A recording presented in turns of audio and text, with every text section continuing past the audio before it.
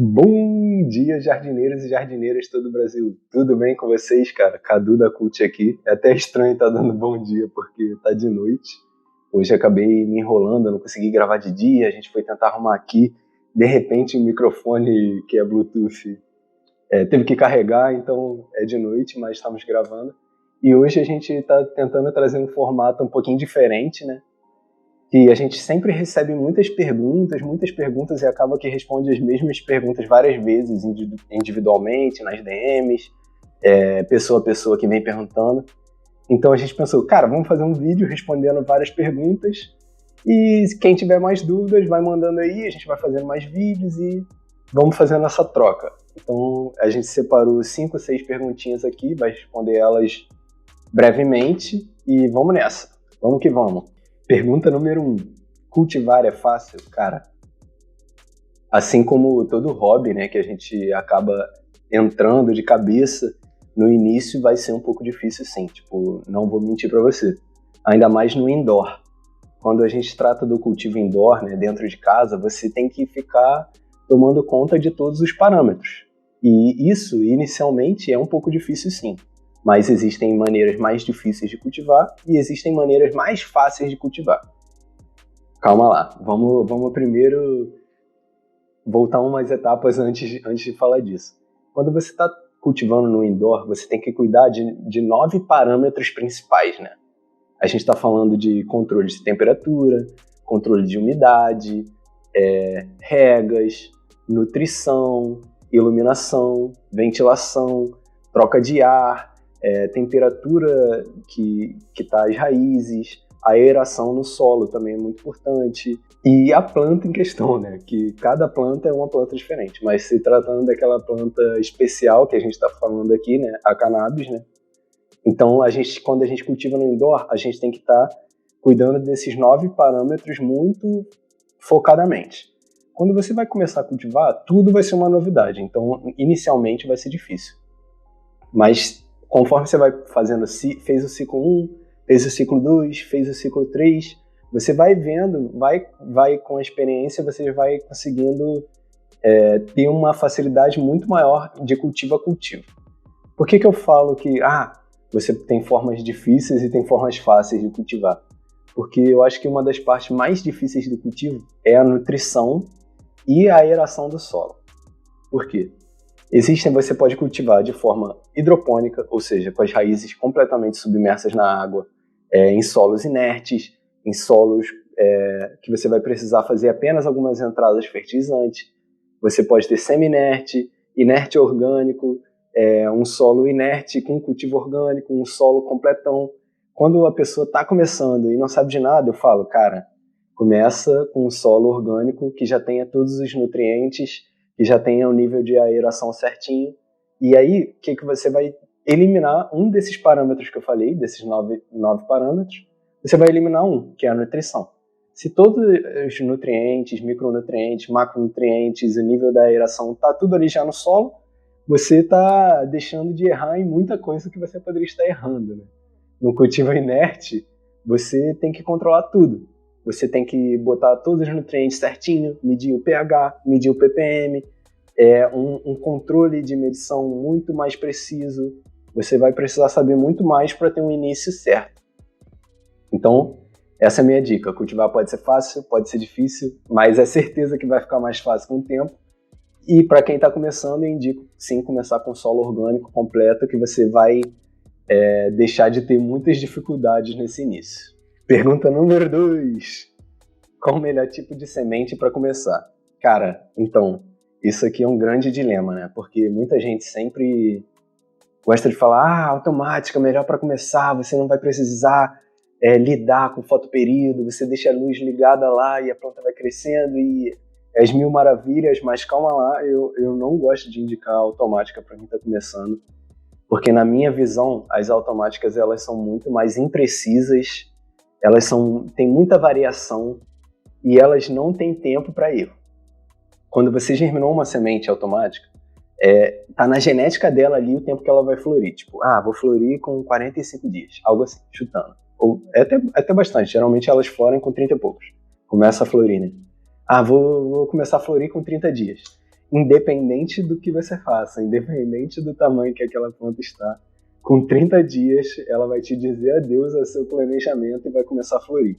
E isso, obviamente, é ruim, porque às vezes você deixou um dia ou outro de regar, ou é uma planta um pouquinho mais lentinha, ou fez uma poda que não deveria, mas acabou fazendo, ou teve algum tipo de estresse, ou teve vários dias que ficou muito quente, com umidade muito baixa, a planta não cresceu, e aí você vai acabar com uma planta desse tamanho, começando a florir desse tamanho, e vai te dar um bud de 1 grama no final. Então, a automática, ela não perdoa erros. E para um iniciante, errar faz parte do processo. Então, eu não indico automáticas para quem está começando, ainda mais porque você tem que ficar recomprando sementes, e isso acaba que deixa o cultivador meio que preso a ter sempre que ficar comprando mais.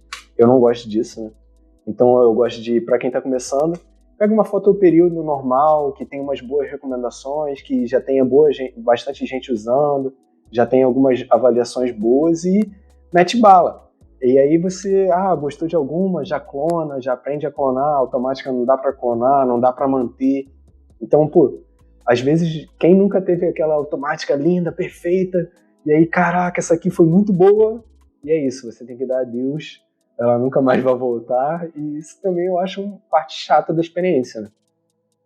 As regulares, eu acho que elas são muito boas, elas são muito vigorosas, você sente que ali a coisa é um pouco diferente, elas crescem mais rápido, elas não se estressam tanto, eu tenho esse sentimento que elas aguentam mais estresse, tipo, calor, não liga, elas vão crescendo de qualquer jeito, mas aí metade delas geralmente tendem a ser machas, então para quem está começando isso também é meio chato. Então eu digo, começa com a sua foto período, feminizada, normal, achou uma boa, tira clone, e é isso, você já está garantido um bom cultivo aí, né? Pergunta número 3. Posso começar a cultivar com preensides? Cara, eu diria que você pode, você deve, na verdade, começar a cultivar com preensides, porque, cara, é seu laboratório de testes. Você não sabe nada, no início é tudo meio difícil, você vai descobrindo, você vai matar planta pra caraca, se acostume com isso, é normal, você vai perder plantas, algumas não vão sobreviver com seus cuidados iniciais, e isso é totalmente comum, cara. Todo mundo começa assim. As preensides, elas são muito boas para você testar a germinação, testar como é que clona, para você plantar uma e ver como ela cresce no solo que você fez, ou naquele solo que você está levando. Mas eu reforço aqui o meu pensamento que você ter uma genética é outra coisa, sabe? É muito mais certeza das suas informações. Você vai saber, mais ou menos, né, por alto, quanto tempo demora a floração daquela planta, quais são os terpenos que você pode esperar ter ali, gostos, sabores, potência, se você está buscando por CBD, ali você, nas genéticas de CBD, as suas chances de ter uma genética de CBD são muito mais altas. É um exemplo fora da curva, né, mas você consegue saber o que tem ali, mais ou menos. Perfil de crescimento, tempo de floração, se a planta vai crescer muito, se vai espichar muito, ou se ela é mais robusta, você vai saber muita coisa já tendo uma genética comprada. E isso são muitas vantagens, né? Mas eu não vou deixar também de falar as vantagens de cultivar uma preenseed. O ruim da preenseed, na minha opinião, é os tempos muito longos, né? Que podem ser muito longos. Eu já tive um conhecido que ficou 14, 15 semanas de floração de uma semente de prensado. Então você fica, sabe, um pouco refém do que está ali, é sempre uma loteria. Você pode tirar um bilhete dourado, mas também pode vir uma hermafrodita, pode vir alguma planta que espicha muito, cresce muito em altura, mas não tem estrutura, e aí os buds são bem fofos, são bem aéreos, né? Não é aquele bud denso, pesado que todo mundo gosta, né? Então também tem seus prós e contras. Eu diria para você ir testando, começa seu solo, tá levando a planta bem, tá o vegetativo bem, já compra uma semente boa e já vai garantir os seus próximos resultados com algo bom de verdade que vai ser muito melhor, e eu te garanto. Pergunta número 4. Leva o cultivo com a estufa aberta, precisa de ventilação? Sim, com certeza. Isso aqui muita gente menospreza, né? Precisa dos ventiladores lá, as plantas estão ali.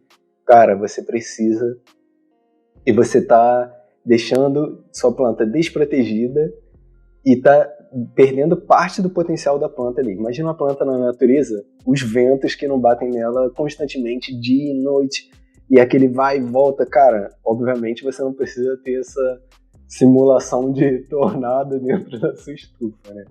Mas eu acho que você precisa ter vento sim, principalmente no início, quando a planta tá ali com o caule dela, tudo frágil, e tem aquele ventinho fazendo ela tremer, você tá, querendo ou não, colocando assim na mente dela, tipo, você precisa ficar forte, senão pode dar merda a qualquer momento. E isso deixa o caule das plantas mais grossos. Ter uma ventilação vai dificultar muito que tenha alguma proliferação de mofo, principalmente durante a floração também. Que imagina o bud, grande, quente ali dentro, pegando luz, e aí apagou a luz, escuro, e aí já tá um pouco quente, sabe? É tudo que o mofo quer, sabe? Escuro, parado, quente. Então, ter o vento ali dificulta tudo. Dificulta que tenha pequenos insetos ali, spider mites, odeia vento. Se você põe o vento, ele não consegue ficar na folha. Como é que ele vai ficar sugando? Tipo, ter o vento ali te ajuda de 1000 formas. Então, você precisa de ventilação, tendo a estufa aberta, tendo a estufa fechada, cultivando no quarto. Você precisa da ventilação. Pergunta número 5. A luz tal serve para o meu espaço? Calma lá. Essa aqui é uma pergunta que eu gosto de ir um pouco mais longe e talvez seja até um pouco filosófico aqui. Mas geralmente os vendedores das lâmpadas, né, eles vão indicar a luz lá, tipo, essa luz aqui, ela é indicada para o espaço tal. Sim. Então eu recomendo que você veja as indicações de cada lâmpada para você saber certinho. Mas com essa pergunta, eu quero fazer uma pergunta para você. Essa luz, ela vai ser capaz de produzir os resultados que você precisa? Porque isso é algo muito também que a gente tem que pensar e que eu acho que muita gente acaba que se esquece, sabe? Porque fica pensando muito em eu tenho espaço de 40 por 40, qual luz que eu devo colocar lá? Mas, tipo, essa luz, ela vai ser capaz de produzir o que você quer? Esse espaço, como é que você mensurou? Como é que você fez? Como é que você planejou? Porque imagina o seguinte, a equação da fotossíntese, vamos imaginar algo bem racional, bem lógico, assim, matemático. Você põe uma quantidade de energia, a planta vai fazer a respiração dela, a fotossíntese dela, e produzir resultados, produzir açúcares, carboidratos, estruturas. Então, você coloca a luz e no resultado final tem flores. E existe uma relação entre iluminação e a quantidade de rendimento que você pretende ter.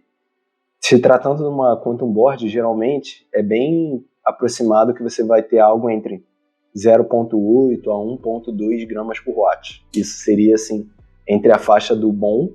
Obviamente você consegue ultrapassar um pouco disso, consegue ir muito além disso com CO2 também, mas nem põe isso na questão, porque CO2 é algo muito complicado de ter.